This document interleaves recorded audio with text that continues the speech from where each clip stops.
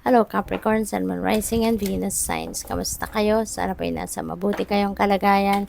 Welcome back po sa Star Tarot. Kung bago kayo rito, welcome din kayo. Thank you for your support. I truly appreciate it. God bless you all. Capricorn, pauna mensahe po ninyo, take action. Okay? Kasi siguro, baka lagi kayong nagpo-procrastinate, baka meron kayong mga magagandang ideas, meron kayong mga magagandang plano sa buhay, pero hanggang isip lang, hanggang puso lang, hindi naman ninyo siguro ito ginagawa ng paraan. Maybe you are not taking action to make it happen, diba? Kaya ngayon, iniimbitahan kayo or yung mensahe para sa inyo, take action, okay? Para na ma-experience ninyo yan sa buhay ninyo, para maramdaman ninyo, magagawin ninyo, at ma-enjoy ninyo, diba? So, what else? We have remain positive. Okay? Remain positive. Maaari na ang iba sa inyo rito nawawalan talaga ng gana. Maaaring ang iba sa inyo dito siguro na paghihinaan talaga ng loob. No?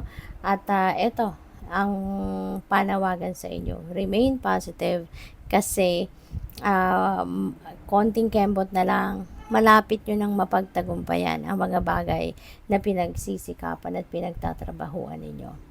So, kung mawawalan kayo ng pag-asa, mapaghihinaan kayo ng loob, then you're not going anywhere. Diba? Kaya, sipag lang, tiyaga lang, no? Konting tiis pa, diba? Pasasaan ba at makukuha mo din or mararating mo din ang inyong tagumpay. We have reconsider. May mga bagay siguro na kailangan din kayong i-reconsider.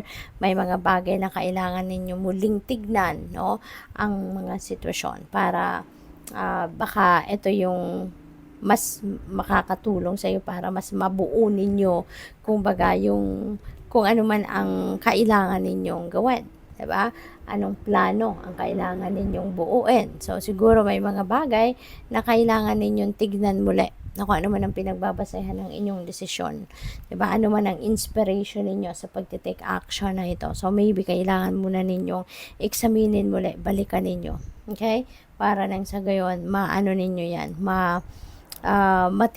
matignan ninyong mabuti na baka, 'di ba? Meron mga importanteng bagay diyan na pwede ninyong magamit na para mas maging efficient and effective yung ano ninyo, yung magiging action ninyo or decision ninyo.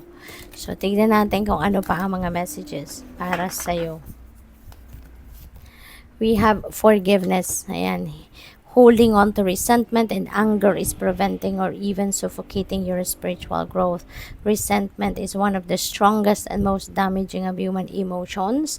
The act of forgiveness in its own right is equally incredibly powerful, and it has the capacity to heal and transform. So, napakaganda na reminder ito para sa inyo, no? Na holding on to that resentments and galit, 'di ba, is preventing you, no? Or parang sinasakal ka nito, 'di ba?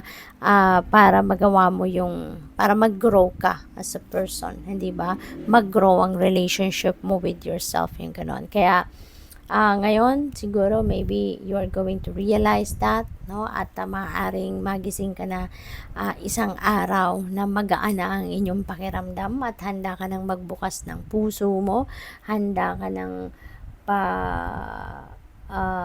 i-express yung pagmamahal mo through forgiveness. 'Di ba? Kasi mas siguro, mas papairalin mo dito yung pagmamahal, 'di ba, sa puso ninyo, and you are going to be willing to accept and forgive. 'Di ba? So, napakaganda kasi yung forgiveness din, parang pag meron na tayong pagpapatawad, parang nabubunutan ng tinik, no? Tayo sa dibdib. Kung ano man ang nararamdaman nating hirap, ano man ang nararamdaman nating bigat, 'di ba, sa dibdib, yung parang nawawala, no? Parang nag-ano siya, nag-fade away na siya, 'di ba? Kaya this is good, no? Na if you are ready to forgive, if you are ready to ask for forgiveness then, no? Yun na yung magiging simula ng pagbabago ng buhay ninyo, mas magiging magaan na, no, yung journey ninyo from here on. New beginnings, everything in life is constantly vibrating and moving, and therefore continuously changing and evolving. Be aware that a new beginning is on the horizon. Have courage and faith, because right now life is trying to nudge you forward and move you in a new direction. Ayan, so maaari, no, na yung new beginning na to in different areas of life ninyo. You're starting to take action, at yung pagte-take action na to could be in various areas of life. Pwedeng pagte-take action ito towards uh, pag sikap ninyo para marating ninyo yung mga pangarap ninyo, yung mga goals ninyo, 'di ba? Ma-achieve na ninyo ano man yung mga bagay na pinapangarap ninyo, 'di ba? Pwede rin na yung new beginning na to is a beginning of this relationship na nagkaroon ng lamat, nagkaroon ng nagkasira kayo, nagkaaway, and maybe with this forgiveness, 'di ba? Magsisimula kayong muli, no, ng bagong yugto sa kung ano mang klaseng relasyon ang meron kayo with this person. So that is also possible. What else we have just asked? There are many here in the spirit world that can assist you at this time. We are made up of the divine source, your loved ones, friends, guides, and angels, and the spirit helpers who are waiting to assist you. We are your spiritual team, and all of you, and all you have to do is ask for our help and guidance.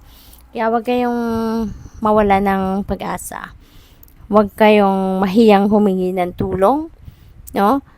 Dito sa inyong spirit team, sa Panginoon, diba? Sa universe, sa mga angels ninyo, spirit guides ninyo, ancestors. Don't hesitate to ask for help. Okay? Dahil handa silang tumulong sa'yo. Handa silang mag-assist sa'yo. Handa silang gabayan ka, tulungan ka sa kung ano man ang inyong pangangailangan. Okay? Just ask. All you need to do is ask. Okay? So, good luck. Thank you for watching. Love and light. Namaste.